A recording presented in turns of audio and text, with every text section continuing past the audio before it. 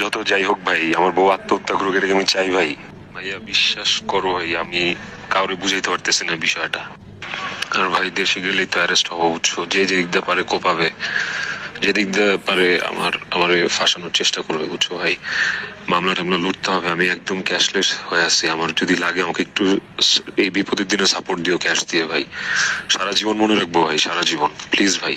ভাই তোমার নাম্বার দিয়ে রাখো, আমাকে যে কোনো সময় ভিতরে নিয়ে গেলেও আমার বন্ধু তোমার কল দিবে। একটু কোঅপারেট করো ভাই প্লিজ। আজীবন কৃতজ্ঞ থাকবো, যতটুকু তোমার সামর্থ্য আছে ভাই। আমি এই রাস্তাটা একা ফাইট করতে পারবো না ভাই। আমি মানসিক ভাবে স্ট্রং থাকতে পারবো তোমাদের সাপোর্টে ভাই, কিন্তু আমি পারবো না ভাই। আমার দম বন্ধে আসে ভাই। আমি নিজেও যে কোনো সময় মরে যেতে পারি ভাই, বিশ্বাস করো। আমার কোনো দোষ নাই ভাই। ভাই ঝগড়ার কারণে যদি কেউ একজন আত্মহত্যা করে ভাই, এটা কি আমার দোষ ভাই? মানে 16 বছর, এটা তো 16 দিন না, তাই না? ওর সাথে 16 বছরের সম্পর্ক। সম্পর্কে আপস এন্ড ডাউন থাকে, সম্পর্ক কখনো ভালোর দিকে যায়, সম্পর্ক কখনো খারাপের দিকে যায়। We both war matured. শেষ পর্যন্ত যত যাই হোক আপা, আমি আমার ছেলেটার মুখের দিকে তাকে আমি বলছি যে আমি সংসার করব।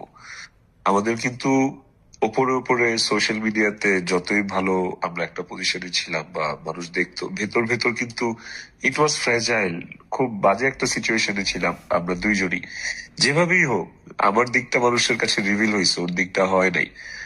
আমি চাই না এখন ওইভাবে হোকও, কিন্তু মানে ও আমাকে ভালোবাসতো আপা, আমি ওকে ভালোবাসতাম, কিন্তু এমন ঘটনা, এমন কনসিকুয়েন্সেস ঘটছে এই 16 বছর, যেটাতে মানে থাকে না অ্যাজ এ হিউম্যান বিং। আমি যদি শুধু আমার কথাটা বলি, একটা সময় না ভালোবাসাটা মায়ায় পরিণত হয় অনেক ইনসিডেন্টের কারণে।